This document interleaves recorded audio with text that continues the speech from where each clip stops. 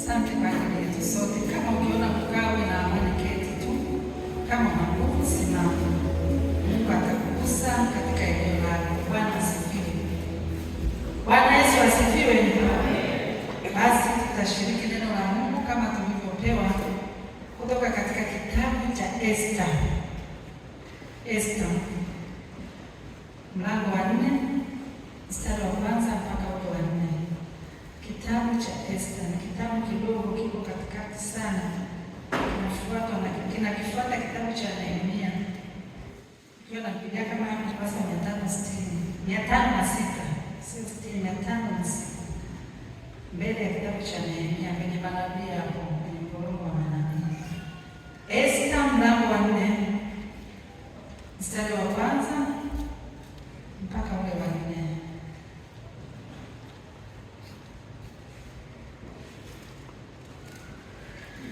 Esta mlango wa 4 mstari wa kwanza mpaka ule wa 4. Alipata akimshirikisha na jirani yake, sio mbaya. Nami nasoma katika jina la Bwana. Basi Mordekai alipojua mambo yote yaliyofanyika, Mordekai akazirarua nguo zake, akajivika gunia pamoja na majivu, akatoka hata akafika katikati ya mji, akalia kwa sauti kuu ya uchungu. Pia akafika hata mbele ya mlango wa mfalme, maana hakuna awezaye kuingia ndani ya mlango wa mfalme hali amevaa magunia. Na katika kila jambo ambapo amri ya mfalme na mbiu yake imewasili, palikuwako na msiba mkuu wa Wayahudi, na kufunga na kulia na kuomboleza, hata wengi wakalala juu ya magunia na juu ya majivu. Basi wajakazi wake Esta na wasimamizi wa nyumba wakamjia, wakampasha habari, naye Malkia akahuzunika mno, akampelekea Mordekai mavazi ili kumvika na kumwondolea gunia lake, lakini yeye asikubali.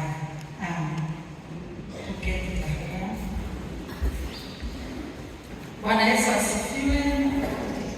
Bwana Yesu apewe sifa, washarika. Nimeshuka maana naona jua ni kali. Sasa mimi na macho yangu tena ndio kabisa. Kwa hiyo niko hapa, nami utukufu wa Bwana utashuka. Bwana asifiwe. Hebu mwangalie jirani yako, mpe furaha, mwambie Mungu akubariki. Baraka yako ni kubwa sana kwa jirani yako, na wewe ipokee kwa imani kwamba ni baraka ya kwanza juma, na utakapopita utatembea na hiyo baraka. Wala haijalishi wewe mtu ni wa namna gani, haijalishi una mtazamaji, lakini baraka yake ni njema. Unajua kawaida sisi tukikutana kanisani, wakati mwingine kama hujakaa na ndugu yako unakuja naye, umemkuta mtu kaketi na wewe umeketi kimya, umetulia, hatuanzaje kusema habari za nyumbani, sisi natulia, nasikiliza uwepo wa Mungu. Amen.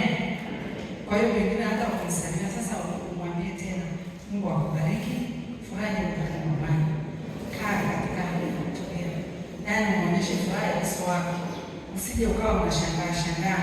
Hapa tumekuja kufurahi na kusahau shida zetu zote, na sisi kama tunazisahau, tunazikataa, tunaziacha huko, na sio zitusubiri tukirudi zirudie. Tunataka kuanza maisha mapya. Bwana asifiwe. Na kama ni furaha umekuja nayo, urudi nayo, uende nayo, ishi nayo. Bwana Yesu asifiwe sana. Ni jambo la neema. Ukipata kibali kuingia nyumbani mwa Bwana, sio unachukuliaje. Kama unachukulia ni utaratibu wa kawaida. Asubuhi nilikuwa nawaambia zamani watu walikuwa na miaka ya katikati, kulikuwa na kampeni moja ilikuwa ngumu sana. Mtu akitwaliwa kama jina lake alionekana kwenye vitabu vya ushirika hadi kanisani, basi hafanyiwi ibada ya mazishi. Basi kile kitu kiliwafanya watu wengi sasa wafanye bidii hata wajiandikishe, na wakati mwingine waonekane. Mtu anakwambia sije nikakosa kuzika.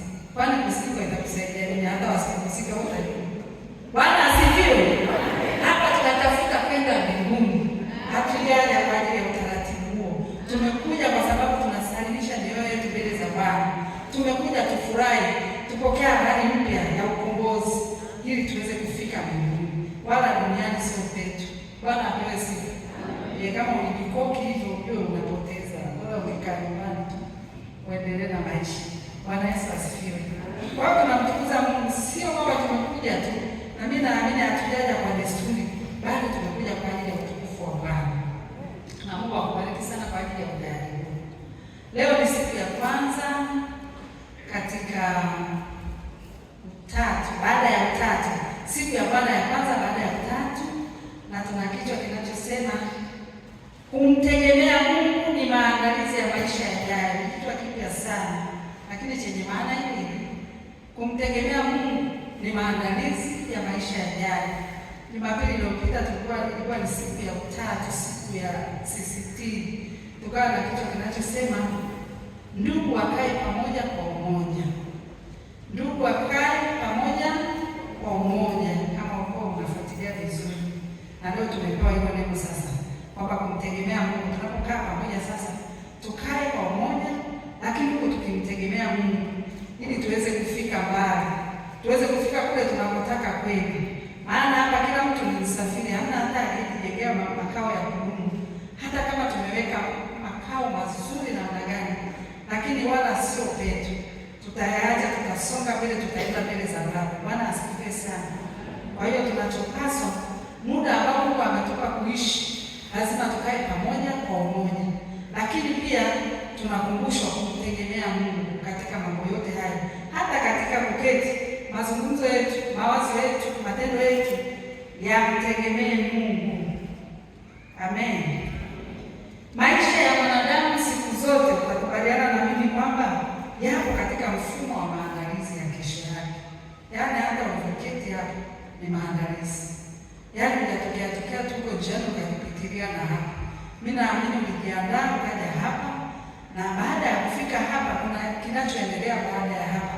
Hapa tumeketi tunajiandaa kumiliki pamoja na Yesu katika ule uzima wa milele. Ndicho tulichokuja kutafuta hapa.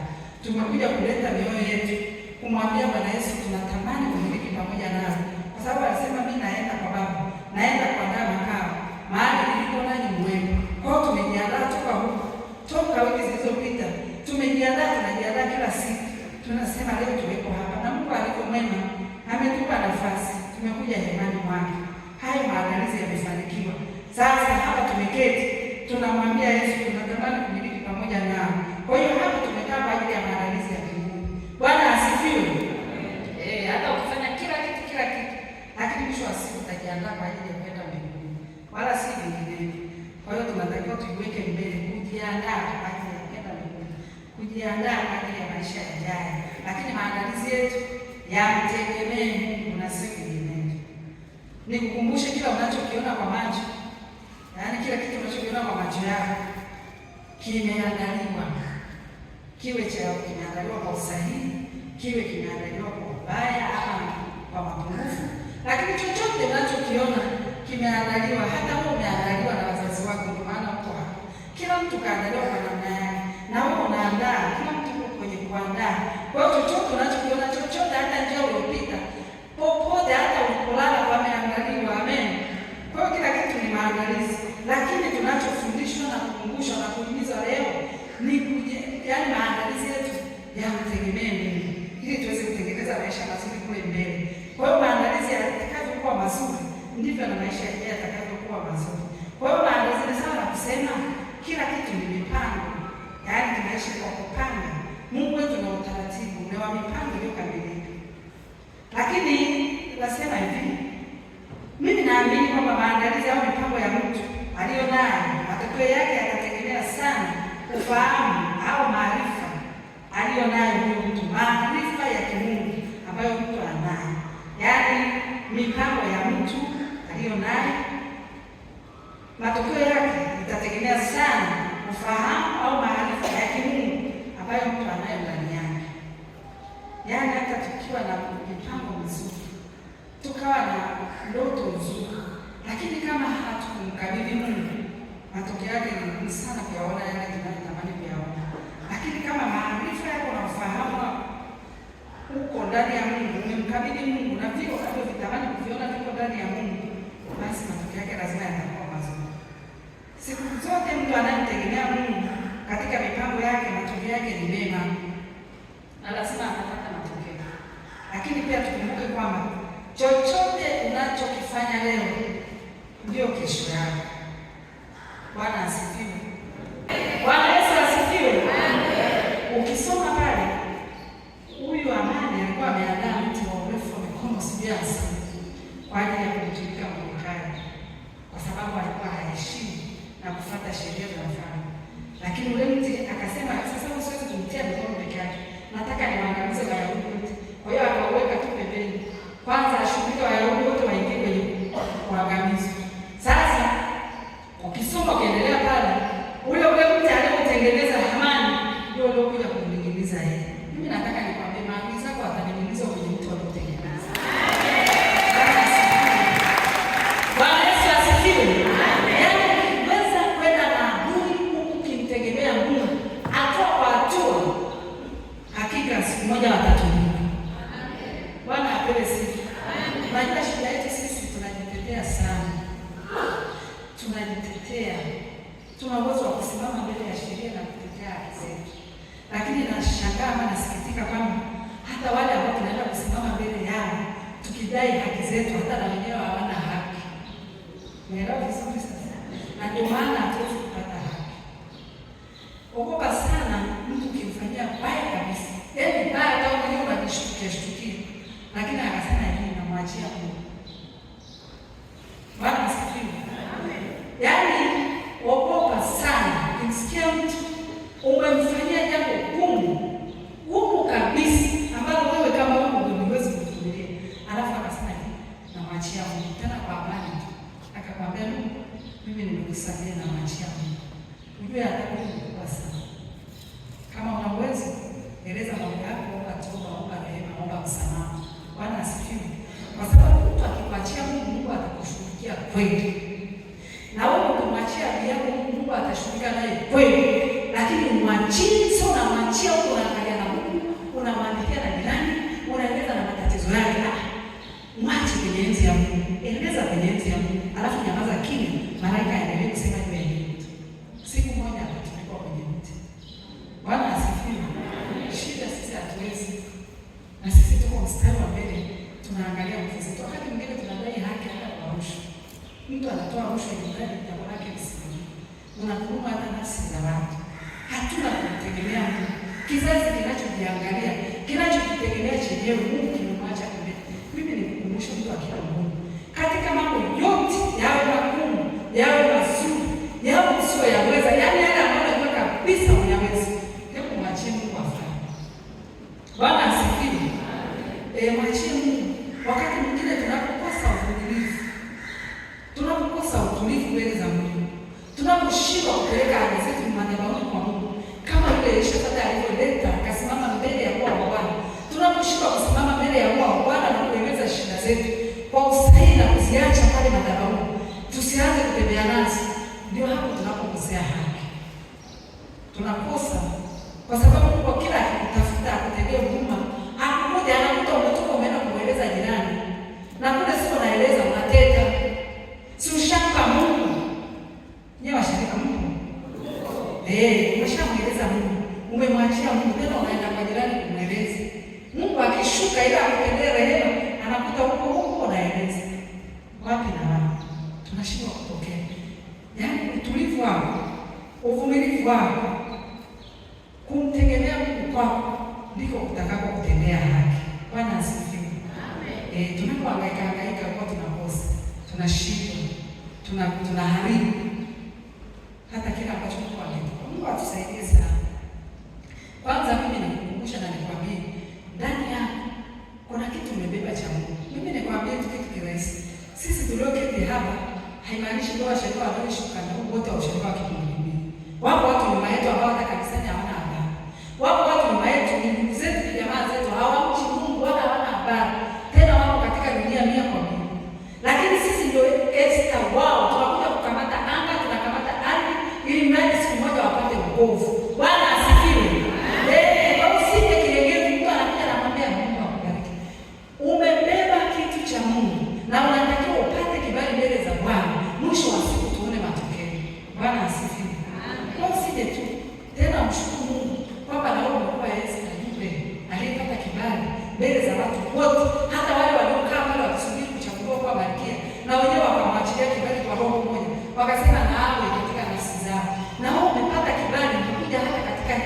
wetu, ili uombe kibali kwa ajili ya watu wako wasiangamie. Sasa unakuja kilegele, unakuja na wewe unalalamika, unakuja na wewe unasusa, unakuja na wewe unasikiliza nini kitatokea, unakuja kutafuta agenda mpya kinyume cha Mungu. Mimi nikwambie, miti ya mikono mirefu, mikono 50 iko hapo inasubiri maagizo yako watumie. Lakini kila Mungu akishuka hukumu maagizo, anakuta na wewe ameambatana na wale wale hapo. Uko huko mbona katikati yao. Sasa anashindwa kuelewa ni Mungu mpi katika hao. Umeelewa vizuri? Wangapi wananielewa? Akija hukumu wale watesi, anakuta na wewe kule kule kwenye watesi. Na wakati mle ndani kuna kitu ameweka kabisa, roho ya ukombozi, roho ya kuponya taifa, roho ya kuponya familia, roho ya kuponya kanisa, anakuta na wewe huko. Kwa hiyo tunabaki hivi. Na ndio maana tunafikiri tunaomba maombi yasiyosikiwa. Mimi nataka nikwambie Mungu anasikia kuomba kwetu. Wewe ndio kaaje kusikiliza majibu. Yaani hata ukileta maombi hapa, kama haurudi kuja ukae ukatulia, ukasikiliza majibu itakusaidia. Hata daktari kwa mfano umeenda kutolewa vipimo, akapima akapata majibu kabisa. Usipokuja kuyachukua, bwana akipata majibu umepona. Si mpaka uje uyasikie, uchukue hatua. Na sisi tukileta maombi mbele za Bwana, tunatakiwa kutulia, tupokee majibu. Bwana asifiwe. Mordecai alitulia. Lakini akafuata njia zote Roho Mtakatifu alikuwa anamueleza. Na mwisho wa siku wakapewa kuteka Kanaani. Wakatawala na Wayahudi wakapona hata leo. Kwa hiyo mimi naamini ukijua kwamba nimebeba ahadi, nimebeba agano la Mungu ndani yangu, ukasimama mbele za Mungu kwa kumtegemea na kwa utulivu, hakika Mungu atakujibu. Bwana akubariki sana. Tuombe.